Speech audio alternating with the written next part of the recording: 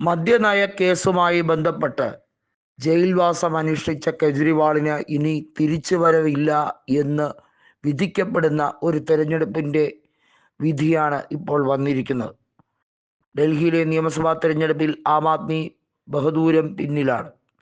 കെജ്രിവാൾ സ്വന്തം തട്ടകമായ ന്യൂഡൽഹി മണ്ഡലത്തിൽ പരാജയത്തിലേക്ക് നീങ്ങാൻ കാരണമാകുന്നത് വാസ്തവത്തിൽ BJPയുടെ കൃത്യമായ ചില സ്ട്രാറ്റജി മാത്രമല്ല, ആം ആദ്മിയുടെ വെറുപ്പിൻ്റെ രാഷ്ട്രീയത്തിന് കിട്ടിയ തിരിച്ചടിയാണ് എന്നുകൂടി വ്യക്തം.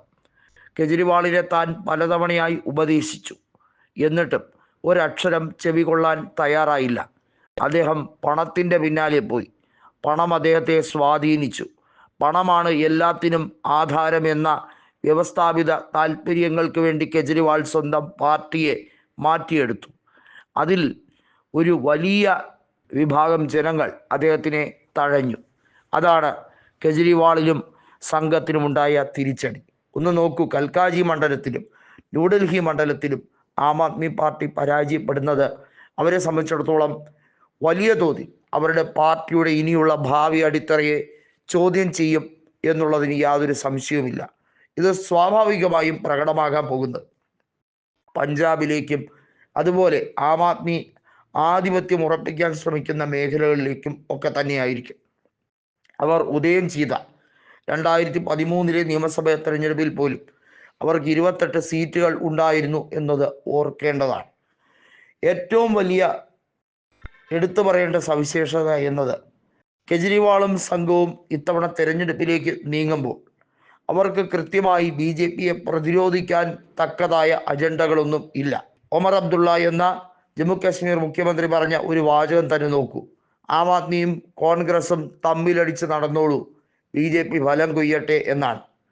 വളരെ വിഷമത്തോടെയാണ് ഒമർ അബ്ദുള്ള ഇത്തരത്തിൽ വ്യക്തമാക്കുന്നത്. കാരണം ആം ആദ്മി കോൺഗ്രസിനെയാണ് തുടക്കം മുതലേ അറ്റാക്ക് ചെയ്തത്, അല്ലാതെ BJPയെ അല്ല. കോൺഗ്രസിനെ എതിരാളിയായി കാണാൻ എന്തിനാണ് ആം ആദ്മി പാർട്ടി ശ്രമിച്ചത്? കോൺഗ്രസ് ഒരു രീതിയിലും ആം ആദ്മി പാർട്ടിയെ കടന്നാക്രമിച്ചുകൊണ്ട് രംഗത്ത് വരാനോ മദ്യനയ അഴിമതി കേസുമായി ബന്ധപ്പെടുത്തി കെജ്രിവാളിനെതിരെ ക്രൂശിക്കാനോ തയ്യാറായിരുന്നില്ല. എന്നിട്ടും കോൺഗ്രസ് നേതാക്കളെ എടുത്തു പറഞ്ഞ് ആക്ഷേപിക്കാനും അതുപോലെ അവരെ മോശമായി ചിത്രീകരിക്കാനും ഒക്കെ ആയിരുന്നു കെജ്രിവാളിനും അതിശി മാർലേനിക്കും തിടുക്കം. സംഭവിച്ചതോ വലിയ രീതിയിൽ തെരഞ്ഞെടുപ്പിൽ തിരിച്ചടിയേക്കേണ്ടി വന്നു.